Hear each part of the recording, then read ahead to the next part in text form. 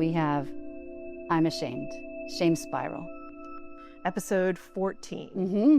It's amazing that we're here, and I am so excited to talk about shame. Oh. So if you are interested in shame, Brené Brown. Oh my, she's your girl. She is. I have every book she's ever written in my office. I don't know if it's every book that she's ever written, but she paved the way to make it okay to talk about it. Absolutely. And not feel alone. And something. She is, a lot of times authors are very female focused or male focused. She really has bridged that, male or female. Yeah. The subject of shame and what it does to us and how it has shaped us is so important. So what we're going to really talk about is shame and that shame spiral we get into, and she calls it shame storms. Shame and that was the first time I ever heard that, and I felt so seen. That is so familiar to me almost my whole life. So I'm grateful for her work. Yeah, I was so excited when we came up with this idea. Yeah. Go. Yeah. Launch. Where do you want to start? So I think we should describe what shame is and recognize that it is very different. Even in our pre-planning to talk about this, we recognized how different each of us experiences shame and what leads to shame. And can I just say one thing that has nothing to do with this? I love how we're so similar in some ways, but for the purpose of the podcast, that we have such different reactions and responses to things. It makes it more interesting to talk about. And it's just reminded me that not everyone thinks the way I do or responds the way I do. So I love that we can just shamelessly share our shame. All of our stuff. Just had to say that. So how do you define shame? Like how does it feel, or what is it in general? What is it in general? Shame is, I think, a response. For me, it's a response to something that feels terrible in a variety of ways. And it's my body and my self-esteem's collapse. Yeah. It's everything kind of crumbles, and it becomes like my identity for the moment or moments. Yeah. That's sort of what I look at.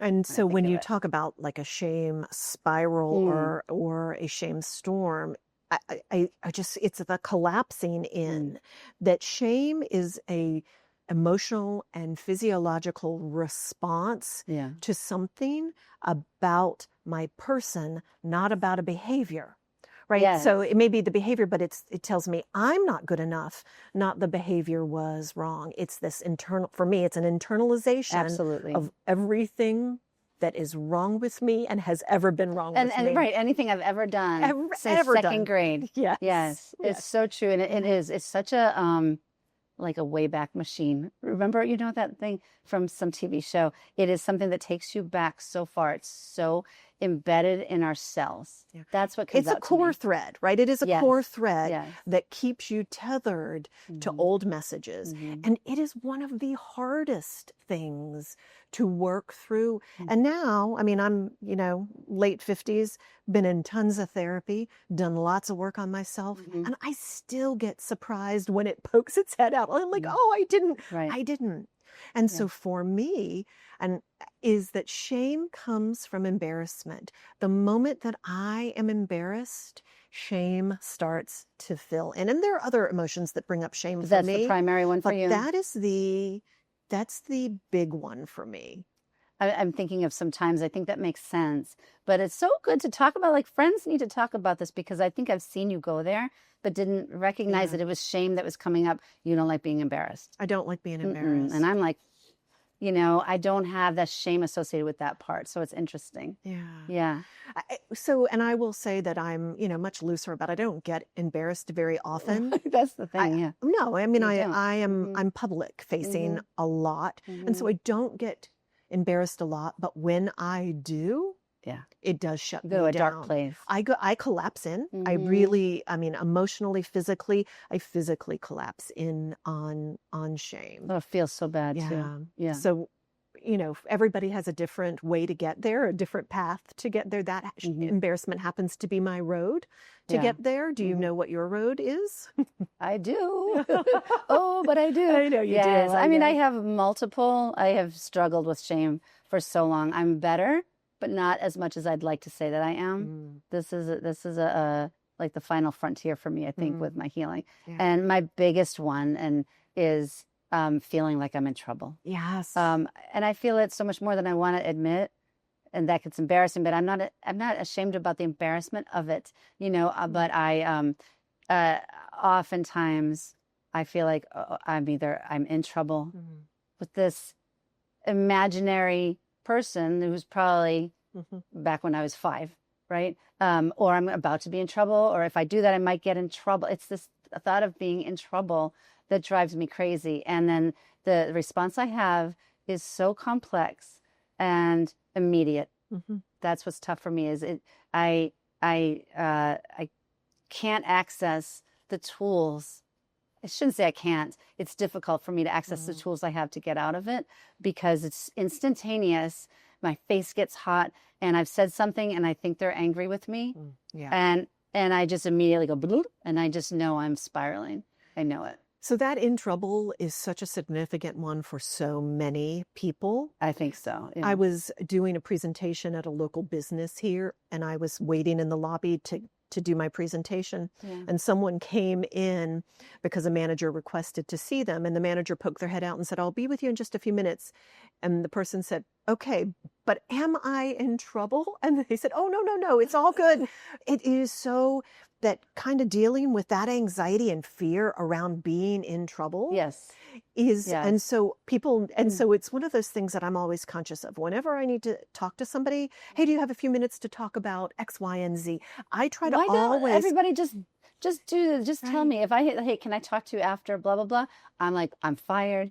They never want to see me again. I screwed up. It's so silly. But why can't they just know? Just tell Andrea why you want to see her so she doesn't spend 15 minutes.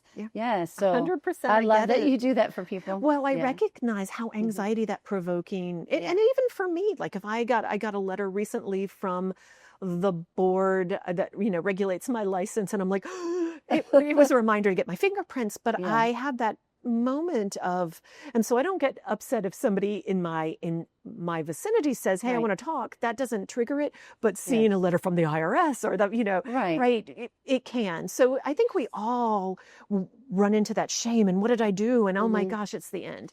So shame is so real and so toxic and paralyzing. It's paralyzing. That's where I was going. It's paralyzing. It is something that does not bring out our best selves. No. It doesn't help us evolve. It doesn't help us live a joyful, peaceful life. It knocks me out of alignment, and I'm an alignment coach, and I'm always seeking where where can I stay steady and grounded and centered.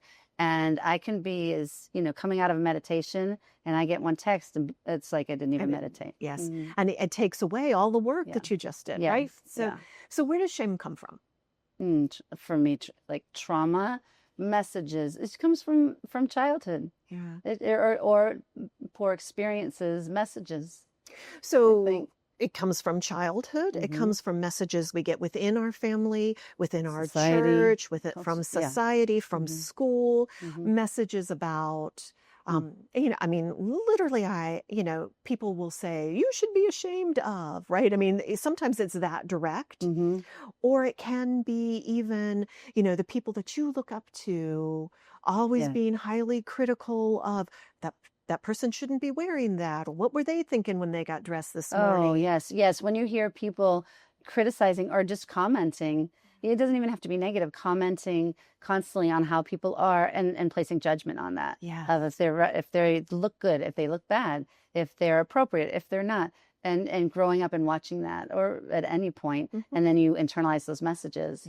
And society does it to us. I mean, subtly with who is deemed attractive and who is made fun of, right? So it's constant messaging around us within our family, plus schools and society too. And schools. And it depends on what generation you were in, you belong to, and the schooling that you had around you, and their disciplinary actions, their teaching methods. There was a lot of shaming, and there was also just elevating certain students who did something the right way. And even if they didn't single you out or a student out, because you're not getting praised, Right. sometimes that alone is really damaging. Like, well, you're just trying to seek the praise. And if you're not good enough, then you didn't get that comment. That can be shaming, even by omission. Right. 100%. Yeah. 100%. And when that happens, right, when we experience shame because we're comparing ourselves or because someone is comparing us, right, it shuts us down, right? It's dorsal vagal. It pulls us in. It pulls us under. Say dorsal vagal. Can you say more about that? So when we talk about the nervous system, right, we have the sympathetic, we have the vagal tone, the vagus nerve. The vagus nerve. Yeah. The dorsal vagal is that kind of shut down and freeze response. Okay. Right? Yeah. So shame really collapses us. It takes... Is it freeze or is it beyond freeze? It's freeze and beyond. How about that? It's freeze and beyond. Yeah. It is the shutting down. It's the heaviness. And depending how long you stay in that spiral, it is really this pulling in, and you're heavy and you're confused and you're disconnected and you isolate and you are collapsing. And shame is that in your body and in your brain, in your nervous system, in your thinking, right?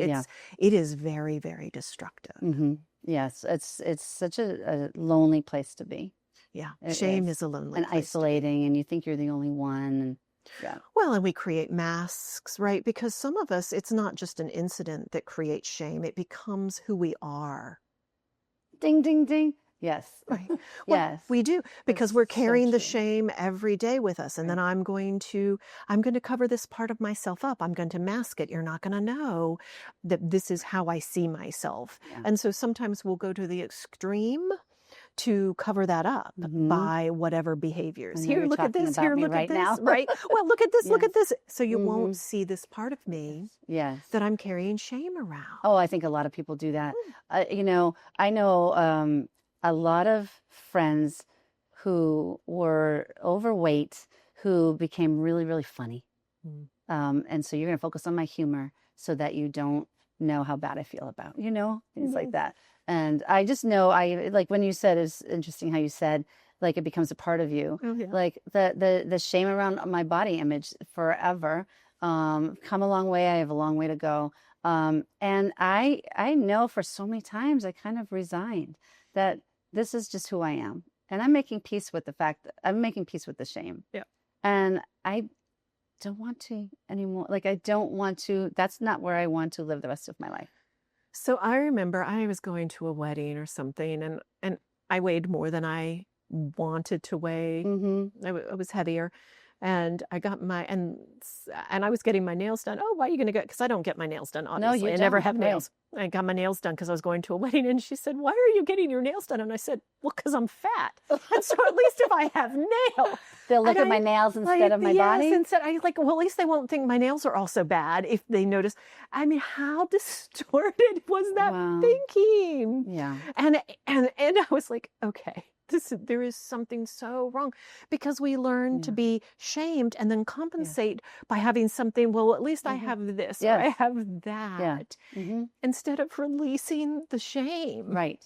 And I don't think a lot of us know how to release. No. And a lot of it is and I think we need to talk about that too, is what is going on in our brain. Why, when I know there's got to be a way to live a different way.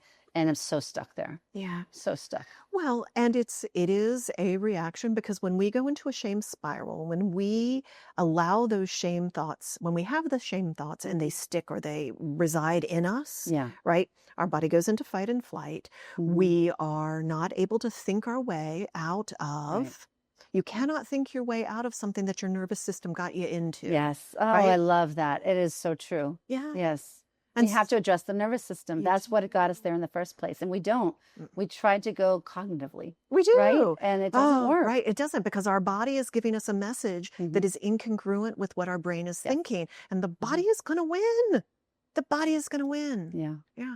So it's about confronting the body and soothing the nervous system so that we can change our thoughts. Because when we're regulated, we can go. What does it look like when we're regulated? I love talking about that. Okay. Yeah. So for me. For shame. Yeah. And if you're in a regulated place and if shame comes up, Yeah. So shame comes up when I'm regulated. I can easily just kind of shake it off. Right. Yeah. I mean, I will literally be able to. You don't park there. You don't. Yeah. You go, oh yeah, well, oh well, right? I mean, for me, it really is. Oh well. Yeah. Oh well. There, okay, that I'm happened. Embarrassed. That's okay. That was silly. Is it really the end of the world that just happened? Well, what I realize is, when I'm regulated, I don't get embarrassed. Okay. Because it's a generous place to be, right? You are forgiving with yourself. You're generous with yourself. Right. When you're regulated, give yourself the same grace you give other people. Correct. You get to see that human side. Yeah. And so that's part of what is really different. The regulated me doesn't get embarrassed. Right? Or if I'm embarrassed, I can laugh at, oh my gosh, yes, I had toilet paper on the back of my shoe. At least that's all I brought out of the bathroom, right? I mean, you can add humor in. Yes. Because you're not in fight or flight. Because remember, when we're in fight or flight, it is about safety. And patterns and experiences as children, when we learn we're only safe, when everybody, likes what we're doing, then we're getting approval. No one's being cruel to us. No one's neglecting us. If everything is safe and it's fine. But it's almost like when you're in this shame moment, you're chasing a place to just retreat, to feel okay. Well, you're diminishing yourself in a way that will make you not seen. So you're not. So that it goes away. Correct. 100%. Yeah. Regulation 100%. Is the goal always. Yeah. I love it. I love these moments. I know. It's make good. Me happy. Yeah. How about when your nervous system is regulated? When I'm truly regulated, I don't worry as much about being in trouble. I can recognize that this is not my stuff. This isn't mine that I'm worrying about. And if I did something wrong, it's not the end of the world. They'll let me know and we'll be able to fix it. Yeah. It's a different person almost. I feel, I'm even saying it's a different person. Isn't that funny? It is, right? Ooh, I got to unpack that one a little. Isn't that funny that it's just, because I really had to think about because I have more moments like this now.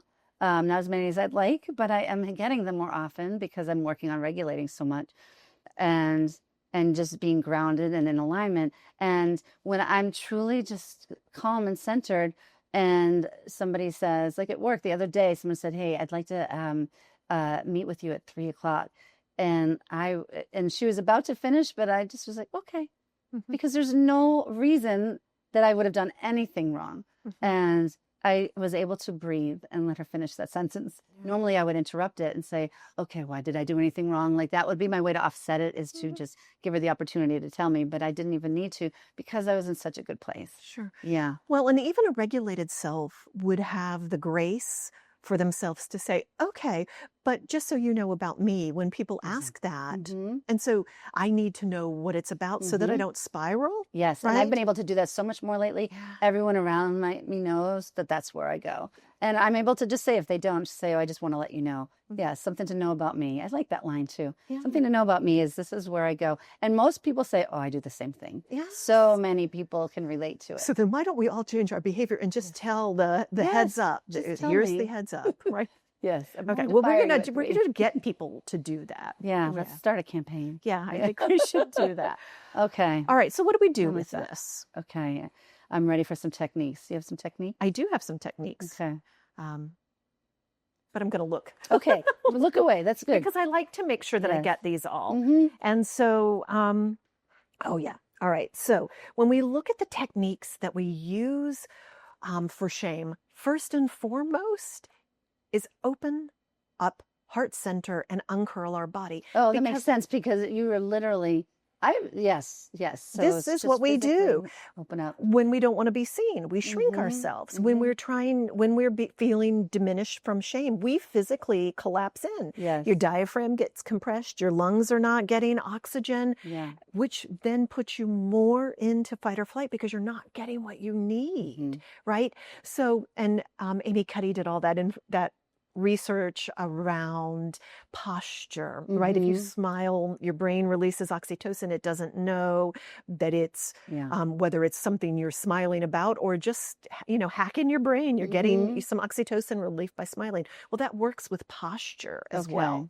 And so it's really great if you can roll your shoulders back. Roll your shoulders back and lift your chin a little bit. It opens up and open up this heart center so that you can get a good breath, right? There's also a benefit of movement. If you can get up and walk, it'll engage your brain differently. And it's funny, I'm picturing the shame moments. That's the last thing I would be drawn to do. Right. I am so collapsed. It collapses is the only word I can think of. And to picture in a moment like that where, oh my gosh, they're mad at me, and just opening up my shoulders and moving and getting up, I could see how that would physically shift. And I keep going back to what you said. It's because the nervous system got there. The nervous system you need to feed it. Yeah. What does that need from you right now? Yeah, I like that. Just get up and move. Movement is fabulous, right? Okay. And then I think it's really important that we name it. Frank. Okay, is that a joke? Is that? No. Oh, sorry. That made me very happy. Frank, but I'm going to give him. I might give it a name. You're going to give him and it's male. Right. Yeah, my shame is male, and it's just like Frank. It's time to go for a walk. I'm going to take Frank for a walk. I apologize for interrupting, but not really. I'm not really sorry. No, I think it's laughter is a wonderful way to shift fear and anxiety. Laughter is a great tool. That's my go-to. So, okay, as you were saying. Well, name what's happening, right? Like, oh, there's Frank, and Frank is my shame. Right? It is gonna, that's just fear. Yes. Oh, that's just this is the shame spiral right now. Oh, that's what I'm doing. Because when you name it, you have agency, and it takes away its power. It takes away some of that power. Yeah. It's just so important to give yourself more control in the situation. Yes. And when you can say, okay, that's what I'm doing right now. I'm feeling shame because I'm embarrassed, or I'm feeling shame because I feel like I'm in trouble. Yep. It is, I can feel it in my body. Those are wonderful ways to begin to pull it in, to rein it in, right? To regulate it. And one thing I do with a lot of my clients and in my sessions, coming from a place of alignment work, is we really need to practice sometimes. And it's hard to practice when you're in the middle of a moment. You need to practice the tools of something that has fewer stakes associated with it. And a lot of times what I talk about, what I've done, is you visualize first. And I have been able to visualize something that would create feeling shame and practice. And it's so easy for me to picture being in trouble and the feelings come up, and practice doing it first. Yeah. Okay, I'm going to move my shoulders back. I'm going to take Frank for a walk. I can't stop saying it.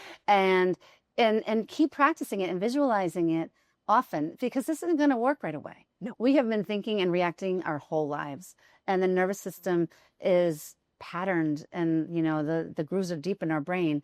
So that's I think it's really difficult to start practicing right away in the midst of a shame storm. So I think, you certainly can, but I think it's worthwhile to spend some time even thinking about it before it comes up in real life. Well, and actually what you do is you're creating an anchor. Yes. Right. And so if you know how you're going to respond when something triggers you just a little, you can apply it to something bigger because you already know how it feels. Yeah. And so you can even practice it when you're not in that place. So I'm going to show you an exercise. That helps me so much to practice ahead of time because my body's habituated a little bit more. Yes, absolutely. Okay. And we don't have to feel bad to do these exercises. When we talk about regulating, we don't have to wait until we're dysregulated to do it. If you want to feel even better, do it, right? And so the next exercise, and I know I've shown you this before, is to put a hand on the side of your face, and you can put one on heart center, and take a breath. And you lean into that hand. I lean into the hand. You can put the hand down, and so that you actually have pressure, and so it's hand on the side of your face, fingertips kind of at your hairline and going down towards your chin, hand on your heart center, lean into it and breathe. And it is such a comforting so feeling. Soothing. Always feel like a baby. Yeah. And it's like not my hand. I'm leaning on something else. Right. Yes. And then switch and sides. You can switch sides, or you can actually do both hands and lean them down. And it is such a comforting, and we did this as kids, right? We would put our heads down on our desks. As kids, I do that now. We do it now. Yes. It is such a good way to calm this nervous system down. It feels wonderful. Such a good way to connect and calm our nervous system. Would you recommend doing that when the shame comes up? Would you recommend doing that? Or is that better to do that another time to get more in alignment and regulate? I'm going to say it's good to do it both times. Anytime, yeah. It's good to do it anytime. And what happens, because what you're talking about is, trying it out with this thought and that thought and this thought. Try it out when you're not having a thought. Yes. See how this feels. Right? And then apply it when you're tired, or apply it when you're sad, or apply it when you feel you're having some That's emotion. even more proactive. Yeah. It is. I like it. Because you're getting your body to practice being regulated.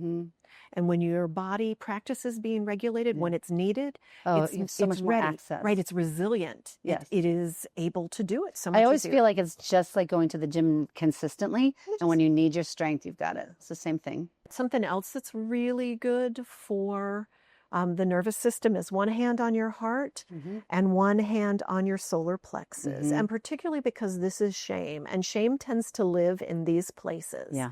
It's called, we're creating coherence. We're creating a connection between our heart center, where we feel love, where we feel connection, and our solar plexus, and our gut, right?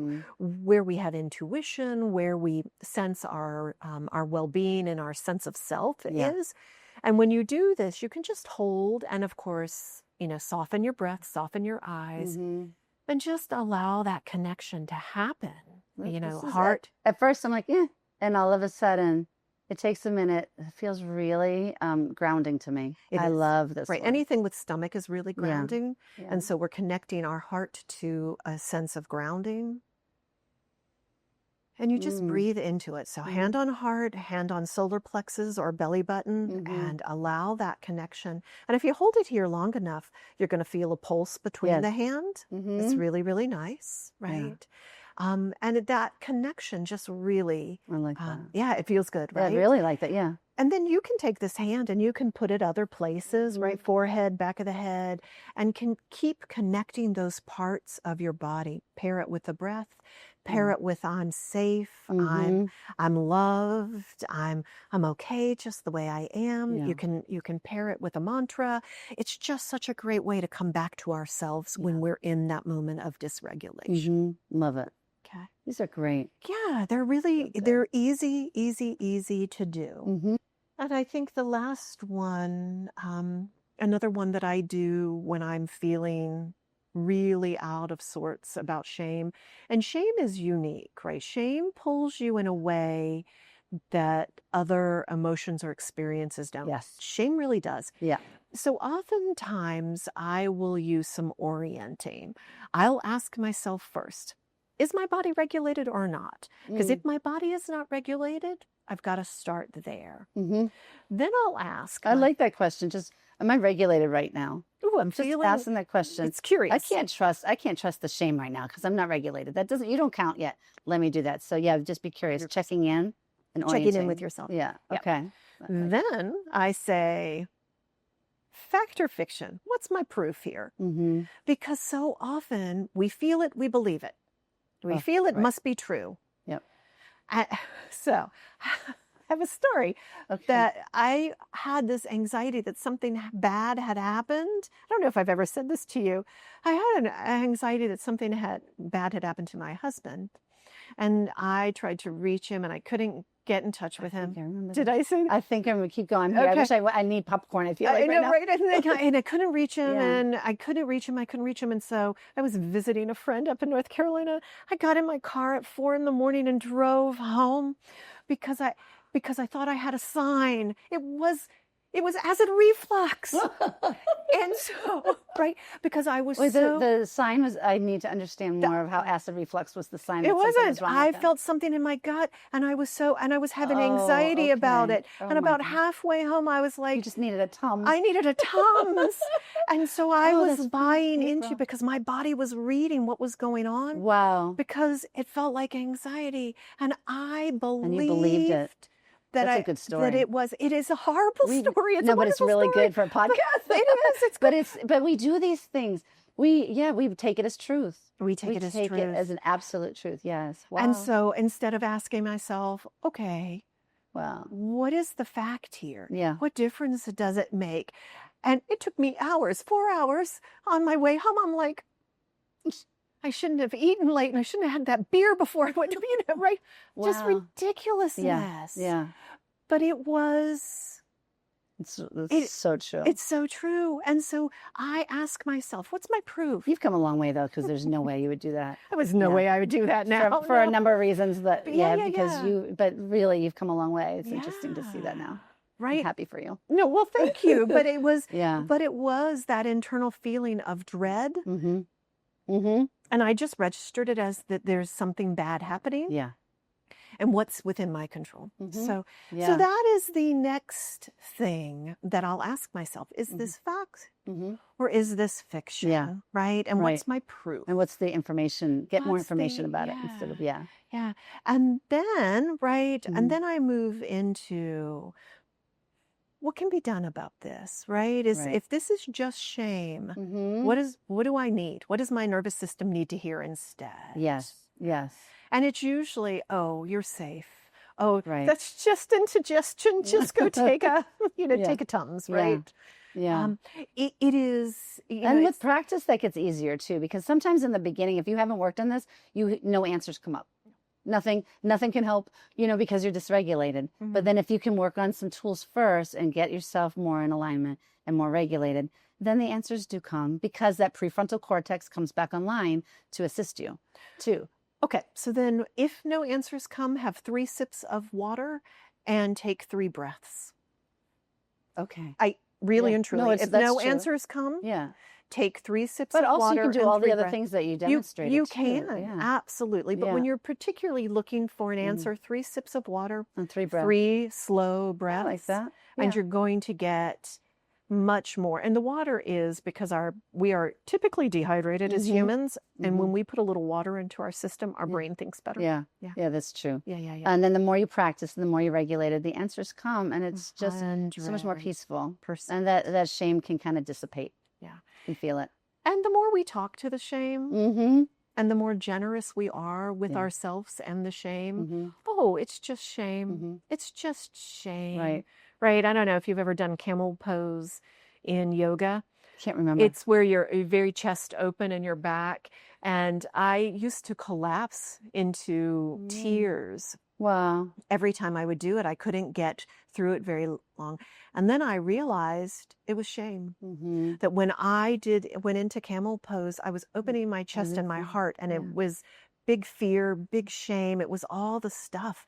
And so then when I would get into the position, I would welcome it. I'd say, oh, it's just the shame. Here's your space. It's just the fear. Here's your space. The more conversations you have like that, the easier it is. And it's just not such this big entity. Yes. And it's separate it from your core self. And it's just so much more manageable. Yeah. Oh, I love this. Yeah. The only other thing that I would say is I'm always a crossover person. I teach this. We've probably talked about this a million times. Shoulder to hip, shoulder to hip. Anytime we can't get something to sink into our belief system, it's shoulder to hip, and just a gentle cross. Shoulder like diagonally across your body. You go, you go from right shoulder to left hip, left shoulder to right hip. Just crossing your body is just so helpful in getting new information to sink in. It helps the corpus callosum. It helps the brain hemispheres connect with each other. It's just a really good exercise. So many good tools. I honestly am using so many of these in my sessions every day. Yeah. I'm very grateful that you've done all this work, and I just get to benefit. This is really helpful. I'm going to remember this going forward too if anything comes up. So I think our takeaways are that shame makes us contract. And what we really want to do is create space. And expand. And expand. Yes. Create space for ourselves to heal this and work through it.